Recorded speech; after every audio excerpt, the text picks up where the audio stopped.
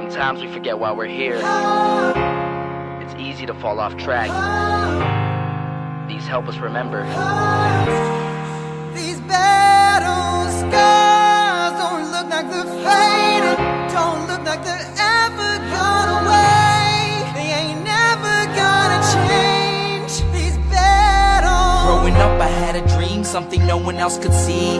Tell me what it means when your faith is falling beneath your knees and you can't breathe. Everything you see reminds you of what you're not or something you won't be. You gotta take what you're given, that's how we live it. Don't be mad at the system, it's simply how we've existed. I hear a lot of people talking like they politicians and choose to be an accountant because it's safe in the business. Not because they wanna do it, just because they heard it pays. And who the fuck wants to be poor knowing that's how we've been raised? Society is getting heavy, I can feel the weight. The pressure of success is like 100 million pounds of shame. And that's the reason I'm staying up late, trying to find a way to escape the stereotypes this day and age is making me feel like the only way I'll be happy is getting signed to a label and making money through rapping. I wanna share my emotion because this world is attacking the very principle of life that lets the people be happy. If you don't have a reason to breathe, why even live? These battle scars are impressions of everything that it is. Don't look like they're faded, don't look like they're ever gone away. They ain't never gonna change. These battle scars don't look like they're faded, don't look like they're ever gone away. They ain't never gonna change. These battles. Now, if I had a voice that reached 100 million people, I'd tell them there's a reason that we're all created equal. Cause some decide to be great and some decide a sequel to an average person's life is simply what they want to be. So you make your decision, all I know is what I'm given. Won't define the life I lead or the way I dwell in existence. I've seen a greater image on the walls of where I'm living, and the words twisted and scripted remind me of something written. Faith is a gift that is given down to the people. If one believes it, one receives it. It's given if it is needed. Don't ever think you're trapped in a life that you never wanted. Your options are infinite, that's some mathematical logic. I'm not saying I'm a prophet, I'm speaking for what it's worth. These lyrics define my prayers and these battle scars on my church. Not saying I'm a prophet, I'm speaking for what it's worth. These lyrics define my prayers, these battle scars on my church. Don't look like they're faded, don't look like they're ever gone away. They ain't never gonna change. These battle scars don't look like they're faded, don't look like they're ever gone away. They ain't never gonna change. These battles.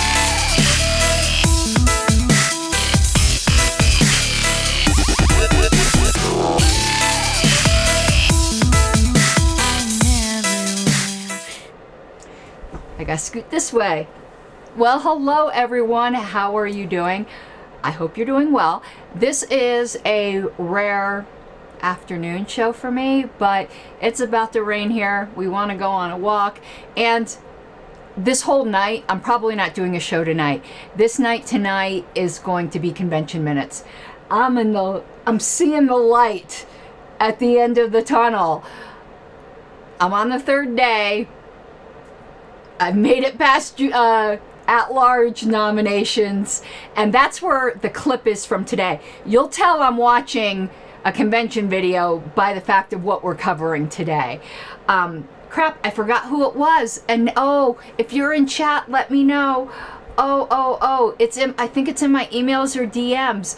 But I had a great suggestion from a listener who said, in order to help people learn both things that are going on in the party and parliamentary procedure, how about when you're watching meetings or you're participating in meetings and a good example of something comes up, play the clip and then explain what happened, either right, wrong, or indifferent. And I'm like, that is a fantastic idea, particularly for people in the LP.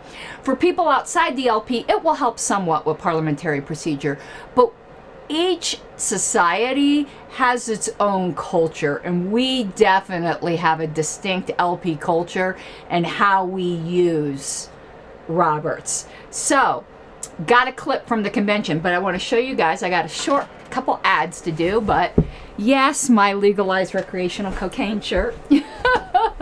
I dug that out for today. It's one of my favorite shirts. But first, advertisement, my friend Sean Dempsey. Tale of Two Brothers. I know kids' birthdays are coming up and you're always wondering what to get. And, you know, sometimes you want to get something fun, but not entirely frivolous. Fun doesn't have to be frivolous. So it's a beautifully illustrated children's book that teaches freedom principles without being political. Because getting overly political with really young kids is gross. But you can teach them life principles. So you can get this on Amazon. I've bought multiple copies myself. I got one originally for free, obviously, from Sean at PorkFest last year, but I've liked it. I've given it away, that I've gotten more. So, tale2brothers.com or from Amazon. I've been buying it from Amazon because, like, I'm Bezos, bitch. Let's just admit it.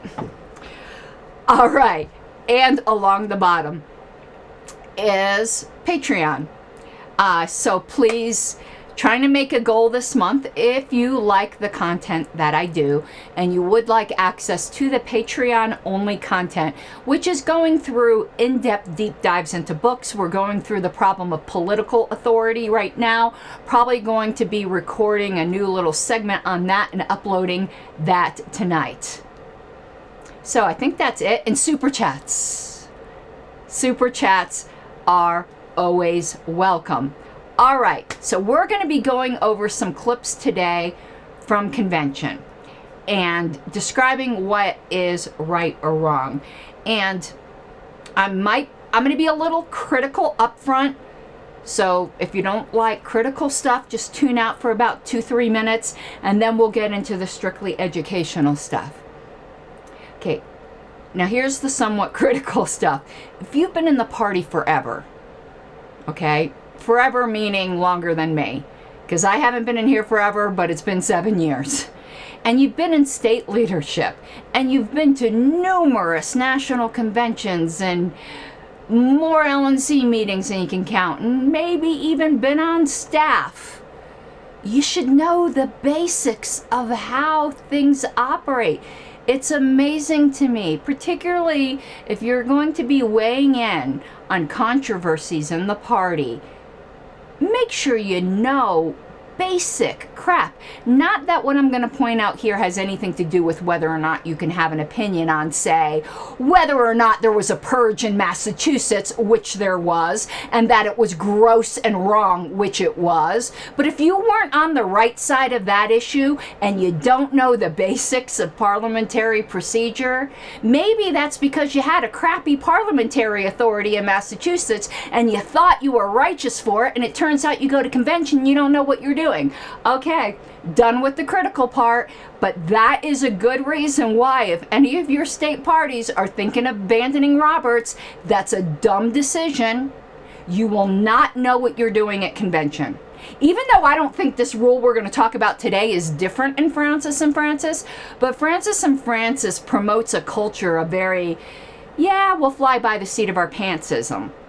Whereas Roberts has a very strict adherence for rights and the way things are done because it protects rights. All right, we're going to go over a couple clips here. Now we're getting into the educational purpose portion. That part was a little bit critical because that whole, I'm still quite salty, and I'm not even from Massachusetts, over that whole Massachusetts issue. And I know one of my Massachusetts peeps is in here, so he feels my pain, I'm sure, because it's actually their pain. But as an outsider, I'm still like, that didn't happen in our party. Did it? People weren't on the wrong side of that issue, were they? Okay, so now, done with my rhetoric, done with the polemics, now we're getting into the ironics and just sheer teaching. And hello, Daniel. I hope you are well. Your interview ran twice on the radio station because I didn't get to record this weekend, so I asked them to replay your interview. So you would have gotten double exposure. Ooh, you're doubly exposed. I wonder how you feel about that. Okay, we're going to go to the clips. Now, when we're doing this part, when I put the video up, the chat box can't be up because there's only so much screen real estate. And when I'm going to be pulling up the Robert's Rules of Order citations, there's only so much screen real estate. But I still see your comments. I have another screen here. So if you ask questions, because this is meant to be educational, I will answer them. And if necessary, put just that comment up on the screen. So let's get to the first clip. Let me give you the background. The background was we were in the middle of Judicial Committee, at-large representative nominations on Sunday morning. And we started business without an updated credentials report. That's a no-no. That's a no-no. But it wasn't fatal. Like it's majoring on the minors a bit because we wouldn't, but there were some votes taken. I mean, that's why I'm a heretic. Strictly speaking, it's a no-no. You start with an updated credentials report. But it was obvious we had a quorum, like there were no rights being violated. And that's how I am about Roberts. If there's no rights being violated, let it go type thing, okay? But this is the context. We're just past at-large representative nominations. Ballots are about to be, well, more specifically, delegation chair tally sheets. We call them ballots, but they're really tally sheets, are about to be distributed. And a point of information comes up to the microphone. I'll give you a hint. Objection, speculative. All right, here we go. Second is, will we have a credentialing report establishing what quorum is before we vote? We are working off of the previous credentials report. Is that valid? I would ask a parliamentary inquiry. Is that valid a day later to total votes? We are being told that the chair of the Credentials Committee will have an updated amended report in just a few minutes, but until such time... So the answer is we will not count votes until we have that report. It depends on how quickly the Credentials Committee chair gets it here, but... My point of parliamentary inquiry then is, yes. Is it valid to count votes without knowing how many voters there are in the room? So each Credentials Committee report is technically an amendment of the previous. So And it survives a recess? I believe I would then ask for a quorum count. Point of inquiry. Okay, yep. What's that? Can I have an inquiry when you're ready? Mr. Fishman, I don't mean to be I don't mean to be rude, but I mean I'm looking out here and I can see there's definitely more than 400 people here. How will you know what the 50% threshold is? What's that? How will you know what the 50% threshold is?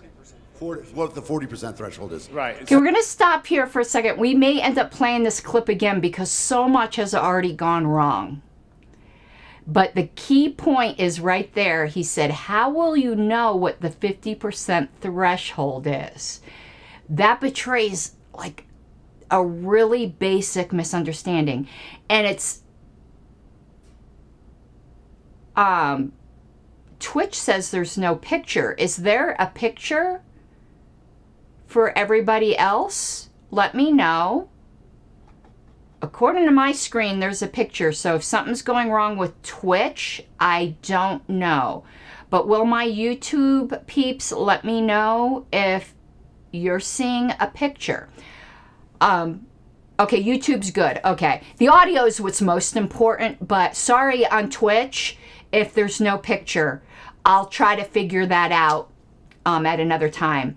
Yeah, the audio is always really low when I'm playing a video. I should have boosted it in my editing program, but I didn't. So hopefully you can hear it. So what just happened is a really fundamental misunderstanding. And it isn't to pick on Mr. Fishman. I wasn't going to say names, but Ken said the name. Because a lot of people have this error. I wouldn't do a whole video on it if this was an error from one person. But I felt comfortable featuring somebody in a video that was more seasoned, rather, because I'm not going to be picking on some new person that doesn't know better. So let's continue. The maximum number of delegates we can have seated at any one time is 1,053. So 40% of those would be 400? 426. So Right. nobody will be elected with less than 400. They could be. They could be elected with 200 and something out of. So hey, look, just in time. We successfully delayed this conversation until. Okay, I'm coming back here. Even Ken kind of slipped into a misunderstanding, but I understand how stressful it is being chair. He's got people talking here and there. So we're gonna get into the Roberts portion as to exactly where he messed up. But I want to play a second clip. But when Ken, Mr. Fishman said, so no one will be elected with less than whatever 400 and something votes because of it'd be more like what the maximum voting population was, even though that number was a little bit off. And then it was determined that quorum was 40%, which was 400 and something. So then Ken said, well, somebody could be elected then with 200 and something. That's even wrong. Someone could be elected with one vote. In a room of 1,000 people, if one person votes and no one else votes, that person is elected with a majority. It's not a majority of everyone in the room. We're going to get into a lot of detail on this, but it's a majority of those present and voting. An abstention is not voting. So someone could be elected with one vote. Somebody could be elected with 100 votes. As long as you take the pool of those voting, which is people either actively saying yes or no, as long as the yeses are in the majority of those voting, the person is elected or the question carries. So even Ken got a little off track there, but I know what was going on at that moment because Susan was walking up to give the credentials report. Ken was a bit flustered by not having a credentials report. So he was kind of speaking off the cuff. And if you look at the video, Aaron Starr was walking up to Mr. Fishman to explain it to him. So now I do though, because there's a reason why people misunderstand this, and it isn't entirely their fault. It's there's something that gets done.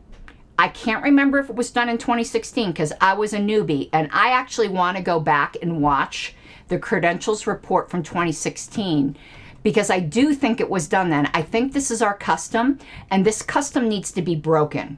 At least the way it's worded needs to be broken, because it's the way the credentials report is given that kind of misleads people. And I'm not saying Susan did anything wrong, because this is our custom. And it's a bad custom, die custom. So let's play the second clip. But our voting, present and voting total has only reduced to 1,002. Which gives us a quorum number of 401, a majority of 502,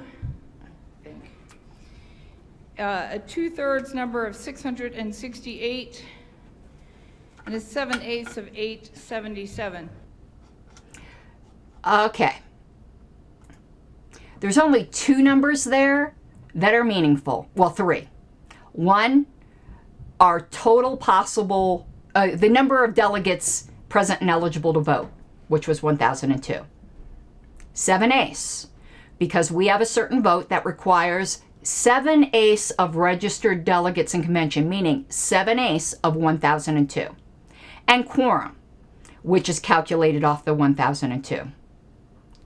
The 2/3 number and the majority number, and I'm going to put a little asterisk for a second there next to majority. I'm going to go back to that. But as stated, the 2/3 and the majority numbers are completely and absolutely meaningless. And the fact that we give them confuses the heck out of people, because why are we giving meaningless information? Now I'm going to go back to the asterisk, because there isn't anything that we do that requires 2/3 of 1,002 or 2/3 of the eligible voters. There's nothing. That number is meaningless. Majority just on its own is also meaningless. However, there are some votes that per Roberts can carry by a majority of the body, majority of the membership, which that majority vote would then be meaningful, but it should be worded not a majority is, it should be a majority of the entire membership or entire delegates is X, because there are some votes that can carry with that. We never do that, though, by the way. Even though technically in Roberts there are certain votes that you could either do a 2/3 vote or a majority of the entire membership, we never, at least in my time in the party, have ever used that threshold. But if you're going to give that majority number, you should word it in that way. And you don't need to give 2/3 at all. There's nothing you need that number for. Really, all that should be given, so we're not confusing new people and having to explain things over and over, is quorum and 7/8. That's all we would ever use. But it's our custom. Susan didn't make a mistake. It's our custom.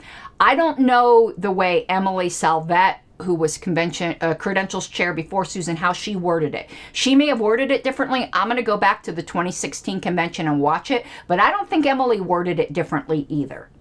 So it's partially our fault in the way we word things in the credentials thing. So now let's actually go to Robert so we can pull all this together and I can show you what I'm talking about. But, whoops. Yeah, and Richard Brown's never seen majority of the entire membership either. By the way, if you saw the Mises Caucus floor plan, Richard, you will see, we never ended up doing it, but you'll see there was a plan to use that, the majority of the entire membership, but it just never became necessary. But it was in the instructions, and delegates were given training on that. But anyway, it never came up. I wasn't in favor of it to begin with, even when we were doing strategy. I thought it was just confusing, since it is something that very rarely comes up. All right, but let's go through some of the issues that were brought up that we're going to cover. I'm going to pull up some Robert citations. Mr. Fishman asked, how many voters? And Scott, I see you're making some Wisconsin comments, but we're going to stick on topic for Roberts. This particular show. I don't really, and I'm going to go as a side here, I don't really know what's going on in Wisconsin. And me being on the LNC again is both a blessing and a curse. Just like me not being on the LNC is both a blessing and a curse. The blessing is if things come down to a vote, you can count on me to vote in a principled way that's going to protect affiliates and members. The curse part is I cannot get involved at the granular level with affiliates like I could when I'm not in the LNC. There is a line in which it could be considered interference in the autonomy of an affiliate. And I'm very, very careful about that line. So unfortunately, I like taking in information, but my comments on things at that kind of granular level with affiliates is not going to be like it was before. It can't. I have a duty not to. So I'm just kind of explaining. Because some people have asked me, there's things going on in Idaho, and people have asked me my opinion on that, and I'm like, I know about it at like a top level, but I can't get into it in the granular level. And unfortunately, they don't have a regional representative either, so that makes things kind of tough. So it's a trade-off. There is a trade-off between being not in the LNC and being on the LNC. But if I start to seem a lot more circumspect about what I say at granular levels at affiliates, that's why. I'm not being cagey. I'm just doing what I believe is my duty. Okay, so some things that came up that we need to go over. Mr. Fishman asked, how many voters are in the room? not particularly relevant with one exception. I'm just noting this to put a pin in it. We're not going to cover it this show. Richard Brown and I disagree on this point. But I'm not sure if I disagree. Richard Brown may have convinced me, but I do want to do a show as to whether delegates can in fact check out at convention. That turned out not to be an issue here. We went from 1005 to 1002, but there are conventions where we go down hundreds, and it really does become an issue. I'd like to go over that in a particular show. Maybe Mike Seebeck and I can do that on a Cult of RONR. So I just wanted to make a little note of that. We're not covering that today. Then there's issues of what exactly does quorum mean? Because we have something we do in the party, and I don't know where this came from. And perhaps one of the parliamentarians in chat can tell me. Because it's not in Roberts. At least not unless you're in a legislative body. And even so, it's not this exact terminology, but I've seen this at every single Libertarian convention I've been to where someone stands up and asks for a quorum call. I don't know where that terminology came from. It's not in Roberts. I know what they mean, but that's not really a thing. It's a point of order that you would have to make. There's no such thing as just calling for a quorum call. You raise a point of order. Well, we're going to get into that. I would love to know where that terminology came from. I think it's just people reading Roberts and seeing quorum, and then the legislative motion of procedure of call of the House. There's no such quorum call isn't a terminology thing. So quorum call. And then we talked about the confusing way our credentials reports are done. So let's pull up the holy word right now, shall we? All right, I've got things up on the screen. I'm going to be reading them out loud. I'll also read the citations. They are from the 12th edition for those of you who might want to look it up yourself. And I've got to make this a little bigger for me because I am blind.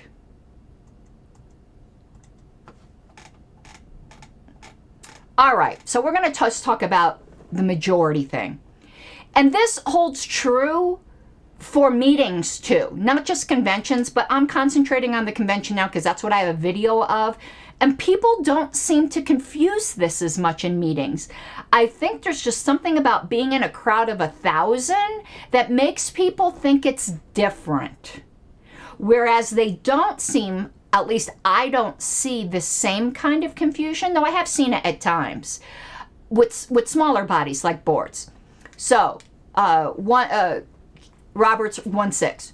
So the basic principle of a decision in a deliberative assembly, which a convention is a deliberative assembly, is that to become the act or choice of the body, a proposition, which would include an election, must be adopted by a majority vote, that is direct approval. Implying assumption of responsibility for the act must be registered by more than half of the members present and voting. Not just present and voting. Not present and eligible to vote. Present and voting. That phrase there, present and voting, is the key term in a regular or properly called meeting of the body. Perfect. Then we go on to 1.8. Whenever the rules of an assembly require a majority vote, a 2/3 vote, or any other basis for decision, it must be understood that, unless otherwise specified in the rules, as in the case of certain procedural actions, such a vote is effective only when taken when the necessary minimum number of members known as a quorum is present. Default quorum is 50% unless bylaws state otherwise. Our bylaws say our quorum's 40% for a convention. So, 40.1. A quorum in an assembly is the number of members who must be present in order that business can be validly transacted. Note, they must be present. They don't have to vote. They just got to be there. They got to be in the room, but they don't have to vote. So that's the difference between quorum and the majority. Even though, we're going to pretend like we're going to get rid of that 40% for a second just to keep things simple here. You know, a default quorum's 50%, a majority is over 50%. But those two numbers refer to two different groups or two different ways of numbering. A quorum is of everybody. You have to have at least, you know, whatever your quorum number is. It's 40% in our bylaws, default 50%. Whereas a majority is present and voting. It's usually a smaller subset unless everybody is voting, unless everybody votes. Now, here's the other thing we were talking about. It says, any member noticing the apparent absence of a quorum can make a point of order to that effect so long as he doesn't interrupt the person who's speaking. So you don't just go like quorum call. You basically make a point of order that you don't believe there's a quorum present. Now, that isn't what Mr. Fishman was doing, because he was just completely confused because he thought you needed to know the number of people in the room so that you would know what the majority is. But hopefully now you see that's irrelevant. The only thing the number of the people in the room is relevant to is if a quorum is present. And quorum would have been 40% of 1,002. And that's why Ken Mullman said, I don't mean to be insulting Mr. Fishman, but I can tell there's at least 400 people in this room. So that's where that came from. But Mr. Fishman was just completely confused.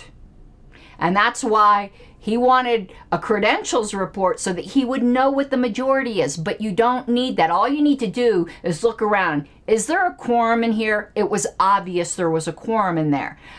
This happens, and Mike will know. Mike is probably right now just like making all kinds of noises at home, because my God, in Colorado, we did that all the time. No matter how many times I objected, quorum call, and they counted how many people in the room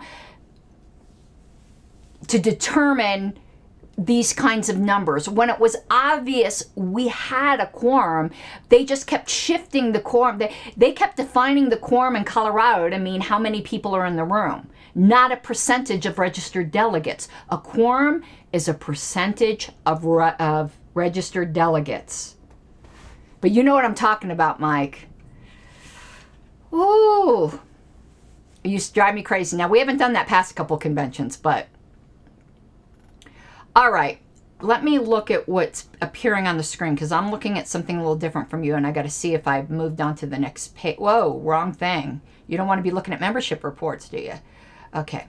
Yeah, no, I could see. Okay, I see. It goes down to 2/3. All right. I moved my window around. Here we go. All right, majority vote, the basic requirement. So now let's get into the nitty-gritties on what this means.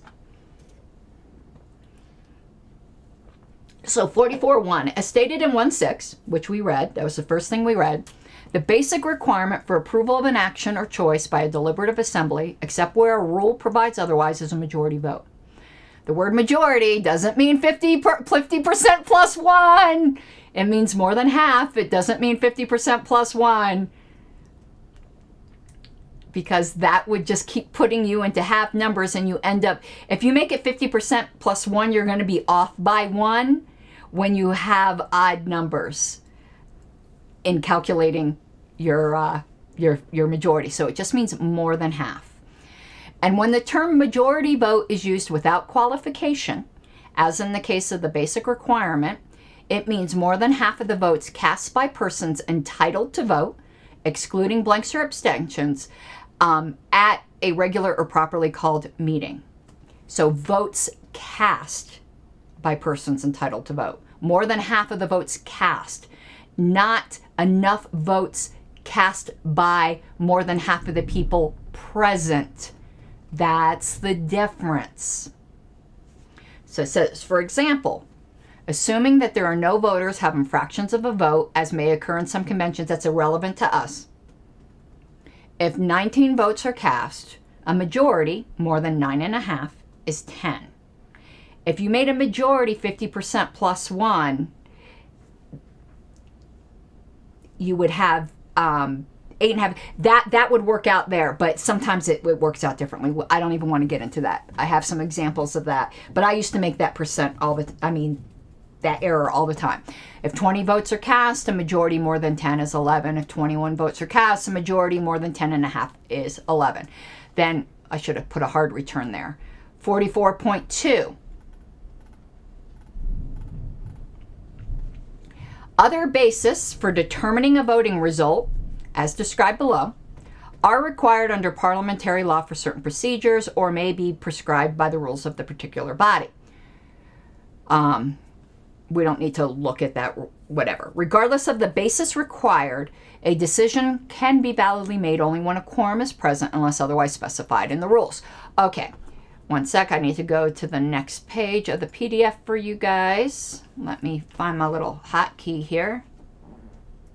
Okay, now let me go to the next page. 2/3 vote. Whoops, I went too far on my screen. One sec.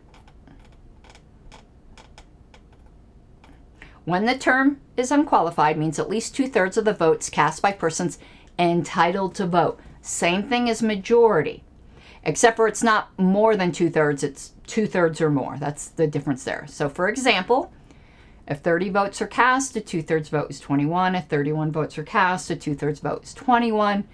If 32 votes are cast, a 2/3 vote is 22. And if 33 votes are cast, a 2/3 vote is 22. All right. So hopefully we've got that clear now, though I would love to know if you guys have any questions, because this is like the basic of the basic. And I just wanted to, I put up on the screen also about Credential Committee report, which we touched on a little bit.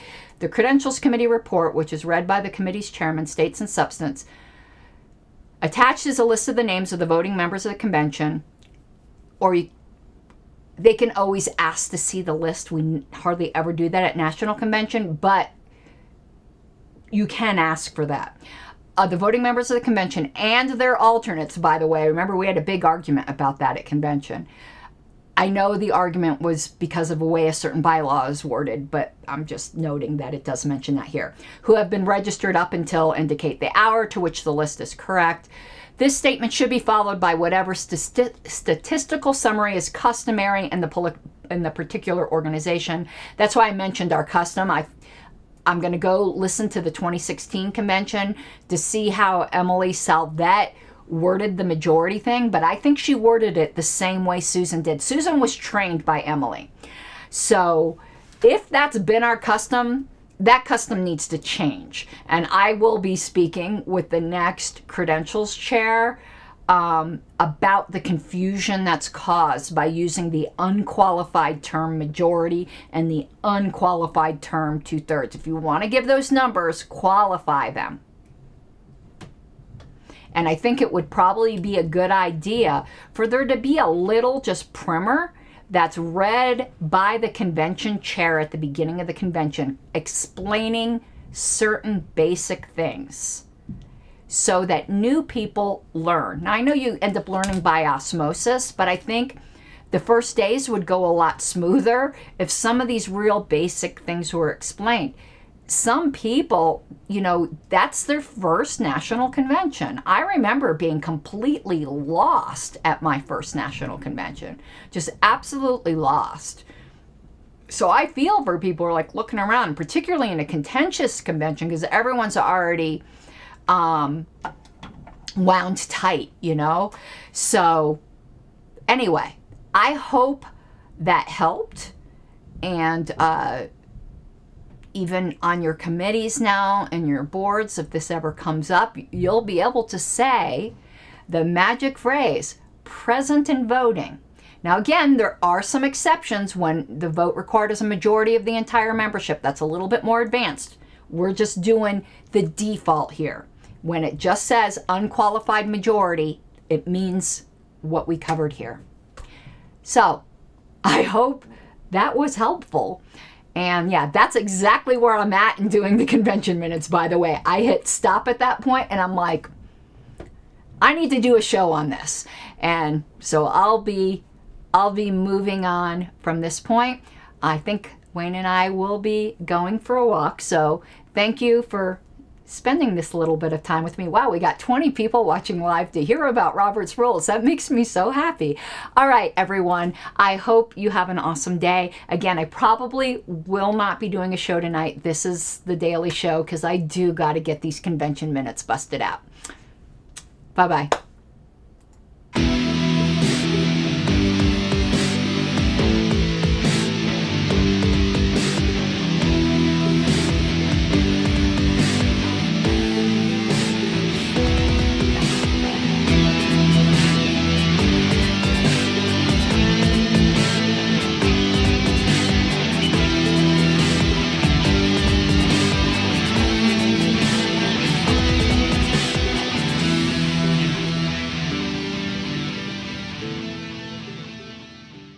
Gotta take what you're given, that's how we live it. Don't be mad at the system, it's simply how we've existed. I hear a lot of people talking like they politicians and choose to be an accountant because it's safe in a